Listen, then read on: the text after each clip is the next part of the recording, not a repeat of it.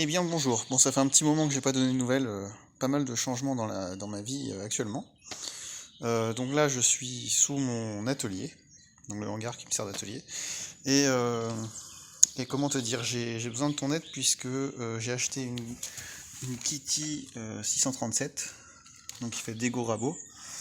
Et là j'ai un petit souci, j'ai réussi à dégauchir 3 planches en chaîne et après ça il s'est complètement stoppé et là quand je le démarre, alors attends je vais me le rebrancher.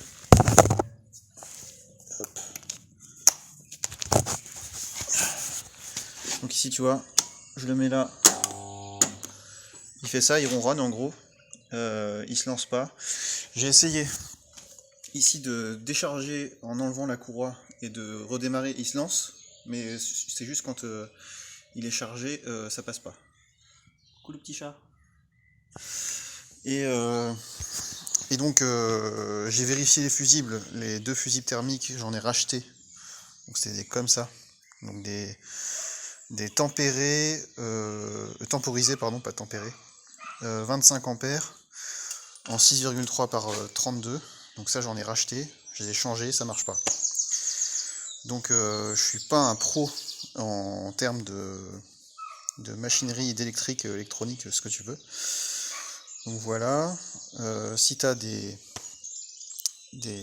solutions à me donner, parce que je l'avais tout retapé et tout, et ça marchait bien. Et là, quand je démonte le boîtier, je vois pas spécialement. Je sais qu'il y a un condensateur derrière le démarreur là. Est-ce que ce serait pas ça? Est-ce qu'il faut que je le démonte ou pas? Alors attends, si je le démonte là.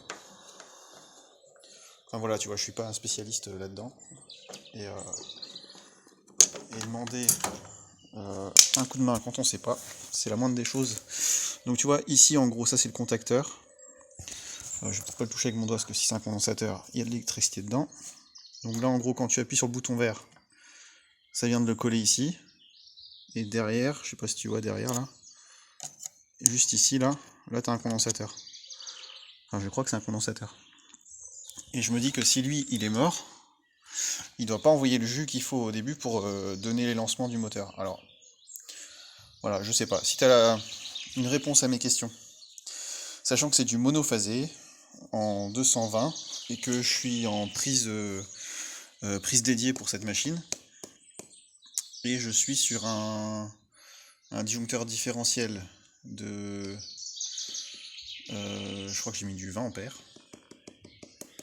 Et quand ça saute, si je le laisse ronronner trop longtemps, c'est au disjoncteur principal que ça saute. Donc c'est le principal de l'atelier, et c'est pas celui de la ligne. Donc voilà, t'as toutes les infos. Si jamais t'as un avis à me donner sur le sujet, je suis preneur. Allez, salut!